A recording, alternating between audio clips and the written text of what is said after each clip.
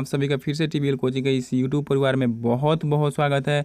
तो जैसा कि दोस्तों आपने थंबनेल देखा ही होगा, जी हाँ दोस्तों, ये जो है आपका सेशन सामान्य विज्ञान का जो बिहार आईटीआई एंट्रेंस एग्जाम से रिलेटेड है, ये 4th नंबर सेक्शन है जो कि एग्ज़ाम के व्यू से काफ़ी इंपॉर्टेंट है। इसमें भी जो क्वेश्चन हम लेके आए हैं वो प्रीवियस ईयर का ही क्वेश्चन है और जो नहीं भी है वो एग्ज़ाम के व्यू से काफ़ी इंपॉर्टेंट है। तो आई होप आप इस वीडियो को अंत तक जरूर देखिएगा। और हाँ दोस्तों, चैनल पर नए हैं तो प्लीज़ चैनल को सब्सक्राइब करके बेल आइकन को भी ऑन जरूर कर लीजिएगा। तो चलिए शुरू करते हैं। तो first of all first question की बात करें तो यहाँ पे फर्स्ट क्वेश्चन बोल रहा है कि पूर्ण परावर्तन जो है, पूर्ण परावर्तन उस समय होता है जब प्रकाश एक माध्यम से दूसरे माध्यम में जाता है। ऑप्शन की बात करें तो बोल रहा है जिसका अपवर्तनांक कम हो। तो अपवर्तनांक कम हो तो ये जो है पूर्ण जो परावर्तन होता है उसका जो है कारण नहीं है। ये जो है आपका 2 नंबर ऑप्शन बोल रहा है कि जिसका अपवर्तनांक अधिक हो, ये भी नहीं होगा। जिसका अपवर्तनांक समान हो, ये भी नहीं होगा। डी नंबर ऑप्शन जो है क्रांतिक कोण से कम। तो आप जो है पढ़े होंगे 10th क्लास में या जो भी आप फिजिक्स वगैरह पढ़े होंगे तो उसमें आपको पढ़ने को मिला होगा कि पूर्ण आंतरिक परावर्तन की जो घटना होती है वो जो है आपका क्रांतिक कोण से कम कोण वाले पे ही होती है। यानी कि जब आप एक माध्यम से दूसरे माध्यम में प्रकाश को क्या कीजिएगा, प्रवेश करवाइएगा, तो वो अपवर्तित होके जो 45 डिग्री का मान जो होता है उससे भी यदि कम आएगा तो अब जो है आपका पूर्ण आंतरिक परावर्तन का काम क्रिया होगा। यानी कि पूर्ण आंतरिक परावर्तन की क्रिया कब होगा? जब क्रांतिक कोण से कोण जो है आपका कम पर हो। यानी कि क्रांतिक कोण का मान कितना होता है आपका 45 डिग्री। तो ये भी आपको याद रखना होगा, 45 डिग्री जो है आपका क्रांतिक कोण का मान होता है और क्रांतिक कोण के मान से यदि कम आएगा तो जो है आपका पूर्ण आंतरिक परावर्तन या पूर्ण परावर्तन होगा। आई होप आप इस क्वेश्चन को समझ गए होंगे। तो चलिए अगले क्वेश्चन, सेकेंड नंबर क्वेश्चन की बात कर लेते हैं। सेकेंड नंबर क्वेश्चन बोल रहा है कि वस्तु के समान माप का वास्तविक प्रतिबिंब जो है तब प्राप्त होता है जब वस्तु को उसके वक्रता केंद्र पर रखा जाता है। यानी कि कौन से दर्पण में जब वस्तु को वक्रता केंद्र पर रखा जाएगा तो उसका जो है प्रतिबिंब समान आएगा। तो जैसे मान लीजिए आप पढ़े होंगे तो यहाँ पे अवतल दर्पण में जब वस्तु को वक्रता त्रिज्या पर यानी कि सी पर रखी जाती है तो ये जो है आपका ऐसे प्रतिच्छेद करती है, ऐसे परावर्तित होती है। फिर यहाँ से आप प्रकाश ऐसे गुजारते हैं तो ये भी परावर्तित होकर कहाँ पे प्रतिबिंब बनाती है? इस सी पे ही बनाती है। इस सी पे ही आपका प्रतिबिंब क्रिएट करती है। ये आपका वस्तु हो गया था और ये आपका प्रतिबिंब हो गया। तो यानी कि ये सी पर ही प्रतिबिंब बना और वस्तु के बराबर लंबाई पे बनता है। तो यहाँ पे आपका अवतल दर्पण जो है, अवतल दर्पण के सम्मुख, यानी कि ऑप्शन नंबर सी जो है करेक्ट आंसर होगा। इसी को आपको एग्जाम में आंसर पिक करना होगा। तो आई होप आप इस क्वेश्चन को भी समझ गए होंगे। चलिए अगले क्वेश्चन की बात कर लेते हैं। तो आपका अगला क्वेश्चन, 3rd नंबर क्वेश्चन बोल रहा है कि सॉरी दोस्तों,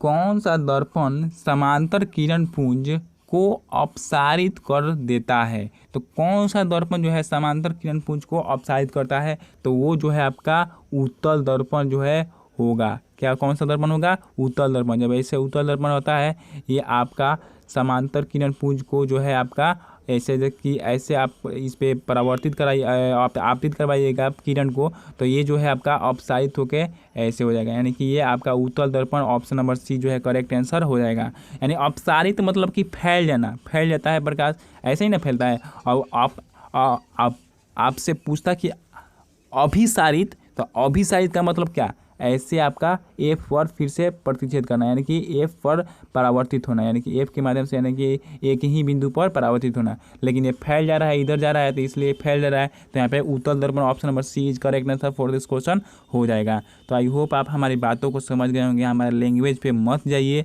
आप कॉन्सेप्ट को समझिए। ओके, तो चलिए 4th नंबर क्वेश्चन को देख लेते हैं। तो 4th नंबर क्वेश्चन आपका स्क्रीन पर बोल रहा है कि अवतल दर्पण से अपसारी किरण पुंज प्राप्त करने के लिए वस्तु को रखेंगे। तो अवतल दर्पण से अपसारित किरण को प्राप्त करने के लिए आपको वस्तु को कहाँ रखना पड़ेगा? तो अपसारित के मतलब कि फैलने वाला किरण प्राप्त करने के लिए। तो आप जैसे मान लीजिए हाई अवतल दर्पण हो गया, हाई इसका कलई वाला क्षेत्र हो गया, पार्ट हो गया। तो ये जो है आपका, ये आपका यहाँ पे पी हो गया और ये आपका एफ हो गया और ये आपका सी हो गया। ओके, तो अवतल दर्पण पर जब आप एफ और ध्रुव यानी कि पोल के बीच में आप वस्तु को यहाँ पे रखते हैं, अब ऐसे प्रकाश को इस पे आपतित कराते हैं, तो ये क्या होता है? ऐसे ऐसे भागता है और फिर ऐसे ऐसे जाता है, और यहाँ से जब ऐसे प्रकाश जाता है तो अब जाके ये दर्पण के पीछे एक प्रतिबिंब यहाँ पे क्रिएट होता है। तो ये जो है आपका ध्रुव और फोकस के बीच जब वस्तु रहेगा तब जाकर ये जो है आपका अपसारित किरण पुंज प्राप्त करेगा। तो यानी ऑप्शन नंबर डी जो है आपका सही उत्तर होगा। इसी को आपको एग्जाम में आंसर पिक करना होगा। फोकस और ध्रुव के बीच जब वस्तु को रखा जाए तो वो किरण जो है, किरण को रखा जाए तो वो किरण जो है क्या हो जाएगी, आपका अपसारित किरण पुंज हो जाएगी या प्राप्त होगी। ओके, तो आई होप आप इसको समझ गए होंगे। तो चलिए अगले क्वेश्चन की तरफ बढ़ते हैं। दोस्तों यदि अगले क्वेश्चन की बात किया जाए तो अगला क्वेश्चन बोल रहा है क्या कि एक व्यक्ति जो है अपने सामने रखे दर्पण में अपने से बड़ा प्रतिबिंब देख रहा है, वो दर्पण क्या होगा। तो जब व्यक्ति जो है अपने से बड़ा प्रतिबिंब किसी भी दर्पण में देखेगा तो वो जो दर्पण होगा वो आपका कौन सा दर्पण होगा, अवतल दर्पण होगा। ऑप्शन नंबर बी जो है यहाँ पे करेक्ट आंसर हो जाएगा। इसी को आपका आंसर एग्जाम में पिक करना होगा।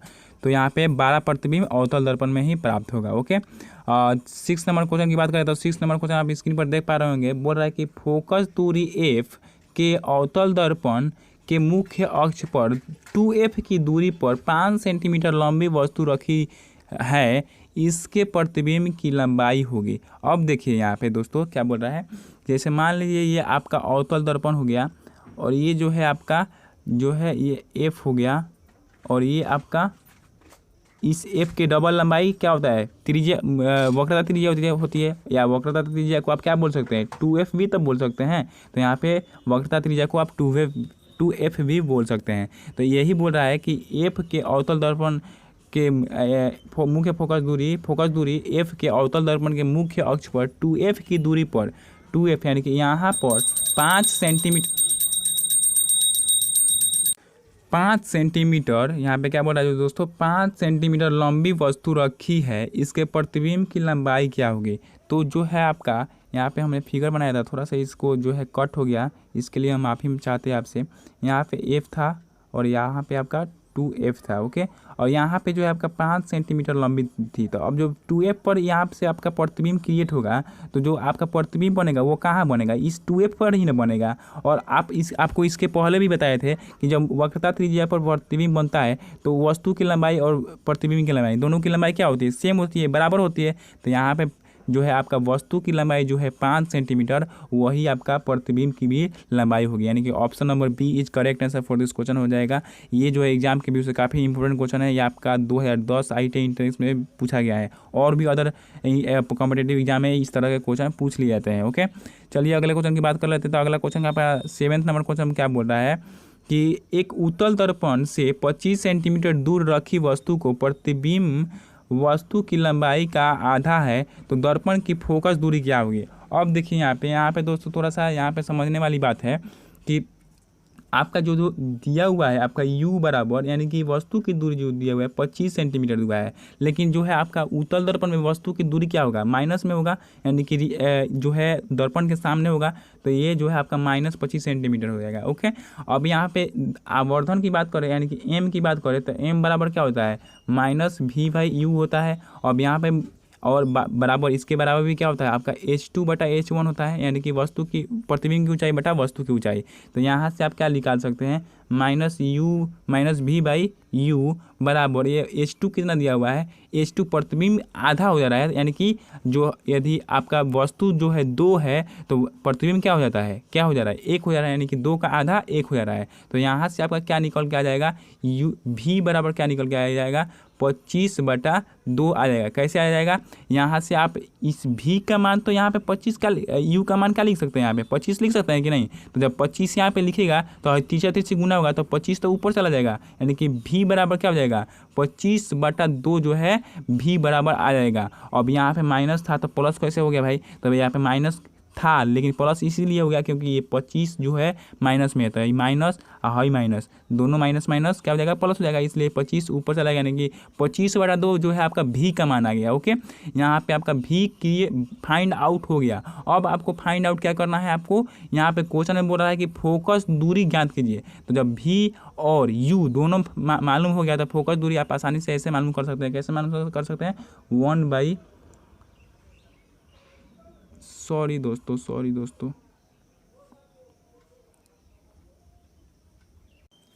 तो यहाँ पे दोस्तों आपका क्या आया, यहाँ पे 1/f इक्वल टू क्या आया आपका, 1/f equal to 1/f equal to, sorry दोस्तों थोड़ा सा प्रॉब्लम क्रिएट हो रहा है स्क्रीन पे, हमको ये करना है बताना है, इसलिए थोड़ा सा प्रॉब्लम क्रिएट हो रहा है। तो यहाँ पे 1/f इक्वल टू 1/25 आया। ओके, अब यहाँ पे तीसरा तीसरी आप मल्टीप्लिकेशन कर लीजिएगा तो f इक्वल टू क्या आ जाएगा आपका 25 सेंटीमीटर, और जो कि ऑप्शन नंबर सी में दिया हुआ है, इसलिए option number C is correct answer for this question हो जाएगा। तो हमने जो है इस छोटे से स्क्रीन पर जितना हो सकता था उतना समझाने का प्रयास किया। इसके बाद भी कोई डाउट वगैरह हो, कोई भी कन्फ्यूजन वगैरह हो तो आप कमेंट बॉक्स में क्वेश्चन के साथ ज़रूर बोलिएगा, ताकि हम वहीं पे क्वेश्चन को देख कर आपको जो है क्या कर ले, क्लियर कर दे क्वेश्चन के सारे कॉन्सेप्ट को। ओके, तो आई होप आप इस बातों को समझे होंगे जो हमने बोला।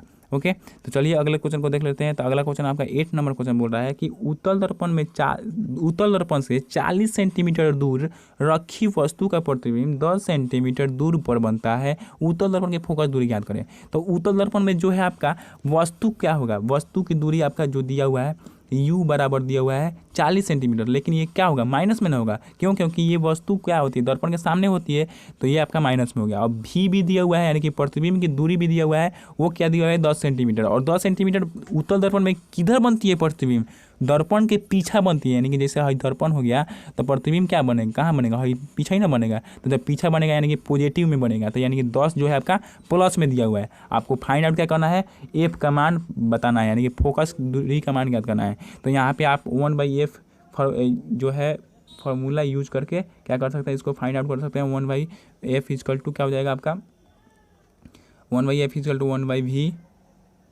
Plus 1/u। ओके, अब यहाँ पे देखिए 1/v आपको 10 सेंटीमीटर दिया हुआ था, सॉरी 1/u बराबर क्या हो जाएगा आपका -40, 1/-40, तो ये आपका जो है -40 हो गया, प्लस में 1/v क्या दिया है 10 दिया है। अब दोनों का एलसीएम निकालिएगा तो 40, एक माइनस में है, क्यों, क्योंकि 40 माइनस में, इसलिए माइनस में 1 हो जाएगा, प्लस में ऊपर क्या हो जाएगा 10 चौका 40 तो 4 हो जाएगा। अब इसको कीजिएगा तो 4 में से 1 घट जाएगा तो कितना हो जाएगा आपका, 4 में से 1 घट जाएगा तो आपका कितना हो जाएगा 3 हो जाएगा, 3 बटा आपका 40, यानी कि आपका 1/f इक्वल टू कितना आया, 1/f इक्वल टू 3/40 आया। ओके, अब यहाँ से आप f फाइंड आउट कीजिएगा तो तीसरा गुना कीजिएगा तो 40/3 बराबर आ जाएगा f, तो 40/3 बराबर f आ गया। तो यहाँ पे आपका 40 में 3 से भाग कीजिएगा तो 43×40 13.33 लगभग, यानी कि ऑप्शन नंबर सी जो है आपका सही उत्तर के रूप में आएगा। तो आई होप आप इस क्वेश्चन को भी समझ गए होंगे। इसके बाद भी कोई कन्फ्यूजन है तो कमेंट बॉक्स में आप जरूर बोलिएगा। ओके, तो चलिए मिलते हैं, सॉरी इसके बाद 9th नंबर क्वेश्चन को देखते हैं। तो दोस्तों 9th नंबर क्वेश्चन की बात करें तो 9th नंबर क्वेश्चन आप स्क्रीन पर देख पा रहे होंगे। बोल रहा है क्या किसी अवतल दर्पण की वक्रता त्रिज्या 20 सेंटीमीटर किसी वस्तु का जो है सेंटीमीटर है, किसी वस्तु का 2 गुने आकार का वास्तविक प्रतिबिंब बनाने के लिए वस्तु को दर्पण से दूर रखना होगा। तो जब भी आपको अवतल दर्पण में 20 सेंटीमीटर त्रिज्या वाला दिया रहेगा, यानी कि वक्रता त्रिज्या दिया रहेगा, और आपसे बोलेगा कि 2 गुना आकार का जो है आपको प्रतिबिंब प्राप्त करना है, तो आप वस्तु को कहाँ पे रखिएगा, तो आपका 20 सेंटीमीटर जितना भी त्रिज्या रहेगा, यानी कि आपका सी बराबर जितना भी दिया रहेगा उसमें से आपका सी का 1/4 माइनस कर लीजिएगा, यानी कि जैसे 20 दिया हुआ है तो 20 में से 20 का 1/4 क्या कर लेंगे हम माइनस कर लेंगे 20 में, तो 4×5 20, यानी कि आप क्या लिखिएगा 20 - 5, यानी कि 4×5 20, यानी कि 4 5 बार में कैंसिल आउट होगा तो 5 माइनस कर लीजिएगा तो 15 सेंटीमीटर जो है आपका सही उत्तर आएगा। और ऑप्शन की बात करें तो option number A is correct answer हो जाएगा। तो आई होप आप इस क्वेश्चन को समझे होंगे, नहीं समझे हैं एक बार और देखिए। किसी अवतल दर्पण बोला है, यानी कि कोई भी अवतल दर्पण दिया रहेगा और बोलेगा कि वक्रता त्रिज्या दे दिया रहेगा और बोलेगा कि 2 गुने आकार का आपको प्रतिबिंब प्राप्त करना है। तो जब भी इस तरह 2 गुने आकार का प्रतिबिंब प्राप्त करने के लिए बोलेगा तो आप क्या कीजिएगा कि वक्रता त्रिज्या जितना भी दिया रहेगा उसमें से उस वक्रता त्रिज्या के 1/4 को माइनस कर लीजिएगा, 1/4 को माइनस कर लीजिएगा। तो 20 में से 20 का 1/4 माइनस करेंगे, यानी कि 5 माइनस कर लेंगे तो 15 जो है आपका सही उत्तर हो जाएगा। तो ये जो है आपका option number A is correct answer for this question हो जाएगा।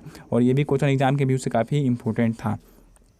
चलिए अगले क्वेश्चन को देख लेते हैं। अगला क्वेश्चन आपका 10th नंबर जो है आपका इस सेशन का लास्ट क्वेश्चन जो है बोल रहा है कि एक मोमबत्ती की ज्वाला का प्रतिबिंब अवतल दर्पण के सामने 30 सेंटीमीटर की दूरी पर बनता है तो ज्वाला की लंबाई 10 सेंटीमीटर तथा उसके प्रतिबिंब की लंबाई 5 सेंटीमीटर है तो दर्पण की फोकस दूरी आप फाइंड आउट कीजिए। तो यहाँ पे आप यदि मालूम कीजिएगा तो आपको दिया रहा है क्या, भी इक्वल टू, यानी प्रतिबिंब की दूरी जो दिया है 30 सेंटीमीटर दिया है, लेकिन जब अवतल दर्पण होता है तो ये माइनस में होता है, यानी कि निगेटिव होता है, इसलिए -30 हो जाएगा। अब यहाँ पे जो है आप आवर्धन की बात करेंगे तो आवर्धन आपका क्या हो जाएगा, -v/u होगा। ओके, और -v/u बराबर h2/h1 होता है तो h2 यानी कि आपका प्रतिबिंब की लंबाई, तो प्रतिबिंब की लंबाई 5 और आपका वस्तु की लंबाई क्या हो जाएगा आपका 10, नीचे बनेगा इसलिए माइनस में हो जाएगा तो यह आपका माइनस यहाँ पे लग गया। ओके, माइनस लग गया तो 5/10 यहाँ पे आ गया। अब यहाँ से आप यदि u बराबर फाइंड आउट कीजिएगा तो u बराबर आपका क्या क्या हो जाएगा, यहाँ पे 5 दूना, सॉरी दोस्तों, यहाँ से 5×10 बराबर -v/u था। अब यहाँ से आप यदि u बराबर फाइंड आउट कीजिएगा तो क्या आएगा आपका 2v आएगा। कैसे आएगा, ये 5 दूना 10, 2 बार में कैंसिल आउट हो जाएगा तो ये आपका तीसरा तिरछी गुना हो जाएगा, तब u बराबर 2v आ गया। ओके, अब 2v, अब v का मान क्या दिया हुआ है आप, यानी कि प्रतिबिंब की दूरी क्या दिया हुआ है -30, तो यह -30 से 2 में गुना कर देंगे तो -60 हो जाएगा u का मान। ओके, यहाँ पे u का मान 60 हो गया और आपको v का भी मान -30 दे दिया है तो आप क्या निकाल सकते हैं, आप यहाँ से फोकस दूरी आराम से ज्ञात कर सकते हैं। तो फोकस दूरी 1/f = क्या हो जाएगा आपका 60, क्या चीज़ में आया था माइनस में, तो इसलिए माइनस में 60 और माइनस में भी तो 30 है, यानी कि माइनस में जो है आपका दर्पण के सामने 30 सेंटीमीटर दूरी पर, यानी कि वस्तु की दूरी भी तो माइनस में है तो इसलिए -30 ये भी हो जाएगा। अब यहाँ से आप इसको फाइंड आउट कीजिएगा तो क्या हो जाएगा, यहाँ पे आपका 60 30 का LCM 60 और यहाँ से आपका 60 × 60 माइनस में और यहाँ पे प्लस में 2 हो जाएगा, माइनस में 2 हो जाएगा, यहाँ पे माइनस ही रहेगा, क्यों, क्योंकि ये भी माइनस ही है तो -2 हो जाएगा। ओके, अब यहाँ से आपका क्या आएगा -3/60 आ गया, 60 आ गया। अब इसको कैंसिल आउट कीजिएगा तो 3 से 60 कितना बार में कैंसिल आउट होगा 20 बार में, यानी कि -1/20 जो है आपका कितना बराबर आ रहा है 1/f बराबर आ रहा है, 1/f बराबर -1/20 आ रहा है। अब f की बात करें तो तीसरा तिरछी आप क्या कर लीजिए, गुना कर लीजिए तो f बराबर -20 सेंटीमीटर जो है सही उत्तर होगा, यानी कि जो f का मान होगा वो दर्पण के सामने ही ना होगा, इधर आगे ही ना होगा, तो इसलिए माइनस में निगेटिव का मतलब यही होता है कि आप दर्पण के पीछा है या दर्पण का आगा, पॉजिटिव रहेगा तो दर्पण के पीछा और निगेटिव रहेगा तो दर्पण के आगा सामने। तो यहाँ पे 20 सेंटीमीटर ऑप्शन नंबर 20 सिर्फ जो है आपका सही उत्तर होगा। ये एग्जाम के व्यू से काफ़ी इंपॉर्टेंट क्वेश्चन है, 2006 में पूछा गया है।